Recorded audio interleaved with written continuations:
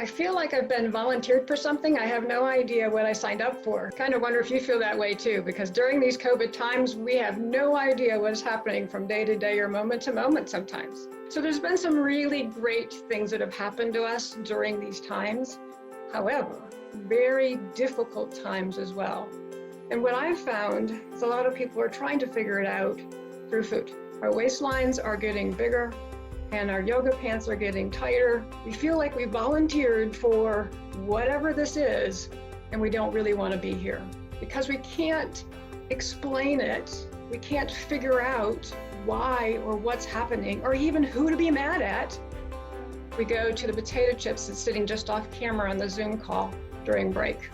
My clients often tell me, if I could just crush the cravings that come from stress, I would be able to stay on my diet.